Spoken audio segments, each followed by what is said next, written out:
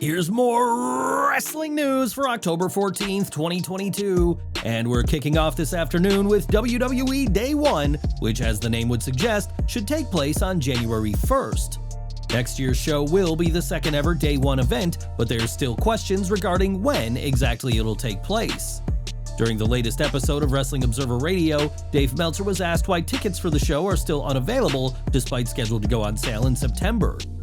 Meltzer explained that WWE is still discussing changing the date, but he doesn't think that it'll move, as a change would have been announced last Friday, which didn't happen. At this time, WWE Day 1 2023 is set to take place on January 1st, 2023, but as to when tickets go on sale is uncertain to say right now. As we've seen for months, WWE isn't afraid to re-sign talent who didn't quite get their fair chance on the main roster under Vince McMahon's tenure. Karrion Kross, Hit Row, and Dakota Kai are just some of the names to be brought back, and now Eric Rowan may be next in line. Rowan was cut from WWE in April 2020 in the first of what would be 2 years of mass releases, but isn't opposed to a return. Speaking to Steve Fall of NBC Sports Boston and SE Scoops, Rowan was asked about a return and said, "There's always opportunity, and my story within wrestling and that character of Eric Rowan or Eric Redbeard, it has so much left to tell. I think when I stepped aside when COVID happened and people were let go, I wasn't ready for my story to stop on that note." With Bray Wyatt's return, it's entirely plausible that Rowan could be brought back to be part of the rumored Wyatt 6 stable, though whether Rowan would want to fill the same role he previously did is another question. Since joining NXT earlier this year, Arianna Grace has been a constant presence on the show, as well as NXT Level Up, but recently announced that she is injured. A second-generation superstar, the daughter of Santino Marella, has confirmed that she will have to undergo surgery on this undisclosed injury and has given an update. In a series of tweets, Grace confirmed that she will be undergoing surgery next week, and while she again didn't disclose what she's going under the knife for, added that she has a tough road ahead. Grace's most recent match was on the October 7th NXT Level Up, where she and Kiana James lost to Sol Ruca and Fallon Henley, and it may be a long time before we see Arianna back in the ring. Over to Impact Wrestling, as the company recently lost several names, with 4 members of Honor No More wrapping up their time with the promotion.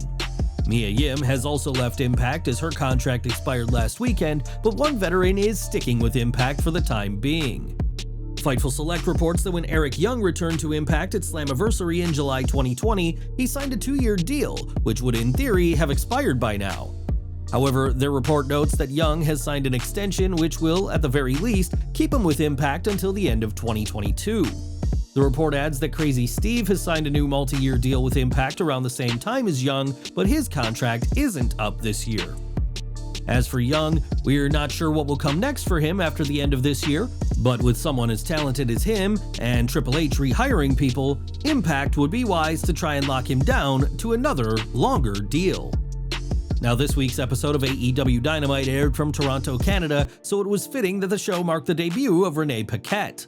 Paquette's arrival comes over 2 years after her departure from WWE, and now the AEW correspondent has explained her decision. Speaking on the sessions in her first public outing since signing with AEW, Paquette said that she missed being around wrestling, specifically the TV production side of things, and decided that she was ready to get out of my sweatpants. Addressing her signing, Paquette said that she didn't play too big a role in the decision, noting, "As much as I've been around a lot, I never really talked to Tony Khan about coming into AEW. A lot of it was, this is probably going to sound bad and I'm sure people are going to take this out of context, but honestly, a lot of it was talking to John. Man, I want to be back in the wrestling world, I miss doing stuff." As he's thinking about what the shows look like in his role, most of our conversations were internally between John and I figuring out that I want to do something and come back. What that conversation is, how are we going to go about that? Him and Tony are obviously very close, they spend tons of time talking about things. It was more so them talking about it because I think a lot of people thought I was sort of done with wrestling to a degree, and maybe they didn't want to ask me to do something that they thought I didn't want to do, or they didn't want to step on John's toes. Those are all very real things. It was just the timing of everything. I want to be there as a broadcaster, as a personality. I want to be able to help other people if they want or need help. I want to be an ear for people in any way that I can and use my 8 years of experience having worked in WWE to see how I can help AEW. It all happened really fast. All of a sudden, John and I had been talking about it, and it felt like the next day my manager is calling me. They're reaching out, the contract is coming through. Wow, that was a quick turnaround.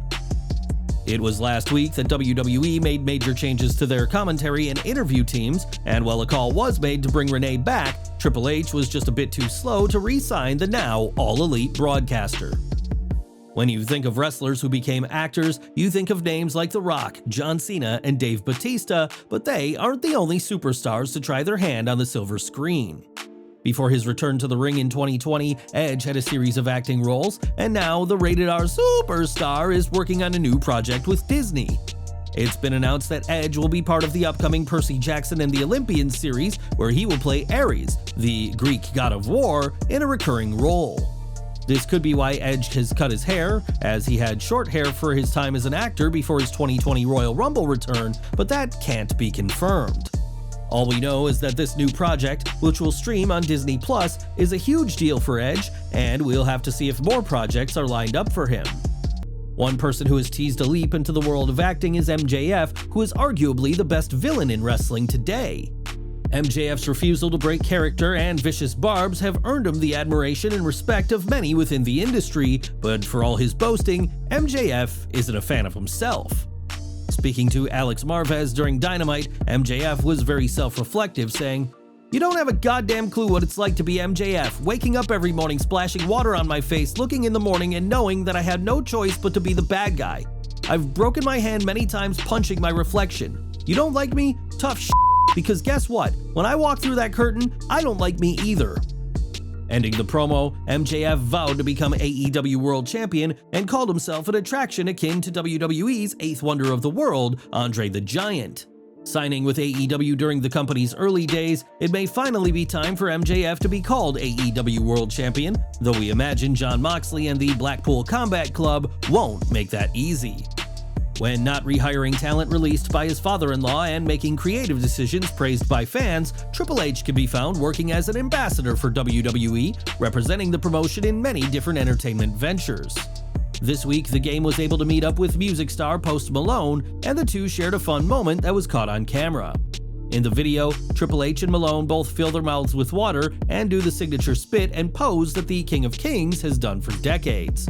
Malone is a known wrestling fan, even taking a chokeslam from The Undertaker in 2018, so maybe a crossover could be in the works between WWE and the popular artist. Next week, Black Adam will at long last land in cinemas 15 years after the project was originally announced. While The Rock has played the Scorpion King, a Tooth Fairy, and starred in several Fast and Furious movies, this will be his first foray into being part of a superhero movie, and the Brahma Bull is exposing some tricks of the trade. Appearing on Jimmy Fallon to promote the film, Rock said how a ton of superhero projects rely on padded suits to fake muscles, saying this happens with both Marvel and DC Comics. Speaking about his own suit, the former WWE champion admitted that the first Black Adam suit he wore did have padding for muscles, but that didn't work with his already jacked frame. Putting padded muscles on top of his impressive physique, The Rock said he looked ridiculous and like an SNL skit, so the decision was wisely made to have The Rock on screen with no artificial improvements. The Rock has spent years honing his body for both wrestling and acting, so when you sit down to watch Black Adam, you can rest easy knowing that the Brahma Bull didn't need molded plastic to improve his physique, but what you get is pure Dwayne Johnson. In July, after 4 decades sat atop the wrestling empire, Vince McMahon retired from all roles within WWE thanks to the ongoing investigation into his alleged activities. McMahon's retirement has been the biggest story of the year and likely of the past decade, but there are some who believe he isn't quite as gone as WWE and McMahon are making out. Some have suggested that Vince is still with WWE but working very much behind the scenes, but Kurt Angle doesn't buy it. Speaking on the Bubba Army show, the Olympian explained that Vince is really gone and even had to hand over some of his belongings when he left. "You know, I honestly thought Vince was still working behind the scenes. He's not, he's gone. They actually made him give back his company's cell phone. I have no way of getting in touch with him." McMahon's days with WWE are officially over, as after conquering the territories, the federal government, WCW, and plenty others, the former chairman couldn't defeat the accusations made against him. For years, Rosa Mendez competed for WWE before parting ways in 2017. Despite being with WWE for over a decade, as she was first signed in 2006, Rosa never held gold in WWE, and her wrestling wasn't too well regarded behind the scenes. On the September 2nd, 2014 WWE main event, Rosa teamed with Natalya in a losing effort to Layla and Summer Rae, and the match is best remembered for Layla accidentally pulling down Rosa's trunks. Speaking with Ring the Bell this week, Rosa recalled the backstage fallout from the awkward moment, saying that Triple H and then head of talent relations Mark Carrano were fuming. Saying she'd never seen them that angry before, Rosa said she'd just started crying when she got to the back, as WWE's management believed that this accident was something she had planned. Rosa added that both she and Layla got yelled at despite trying to plead their case that this was a complete accident. It would be less than a year later that Layla announced her retirement from WWE, and Rosa would follow suit a few years later, but left after being blamed for what was nothing more than an unfortunate accident. Before his controversial release in July 2021, Bray Wyatt held the Universal title twice, once by defeating Seth Rollins and the other time dethroning Braun Strowman. It was Wyatt who would lose the Universal title to Roman Reigns, who has held the championship ever since, but The Fiend may be ready to reclaim what is his. It was years ago that the official Twitter for Top Rope Belts created a custom Universal Championship for Bray and shared a photo of the title that never made it to TV. This week, Wyatt liked an image of the title, teasing that he plans on becoming champion again, or at the very least, is looking for custom title belt ideas. As we've previously reported, part of Wyatt's agreement to return that he fiercely negotiated with Triple H was that he will have another reign as world champion, but there's no word on when that will be. Only a select handful of superstars have been able to have a custom title, including Stone Cold Steve Austin, The Rock, and Edge, and Bray Wyatt could be next on that list. And we're ending with AEW, as the company is part of the Warner Brothers Discovery family, and the media giant has been very pleased with Tony Khan. While AEW may still trail in the ratings compared to WWE, Dynamite and Rampage are often the most watched shows on their respective channels, and we could soon be seeing more AEW programming. When The Hollywood Reporter spoke to Kathleen Finch, Chief Content Officer for WBD, she said how AEW pulls huge numbers, and her team are trying to figure out new content that's outside of a wrestling ring. Non-wrestling content is hardly a new idea for AEW, as before the All Out fight, there were weekly episodes of Being the Elite. Several AEW stars also have their own vlog channels or stream on Twitch, and before their departure, Cody and Brandi Rhodes had their show, Rhodes to the Top. Warner Brothers Discovery has big plans for AEW outside of the ring, and while no new shows have been confirmed yet, expect to see more of Tony Khan's roster of wrestlers. Well guys, that's our news for today. Please share your comments below. Also hit the like button, subscribe to our channel, and hit the bell icon to receive all notifications. And as always, thanks for watching.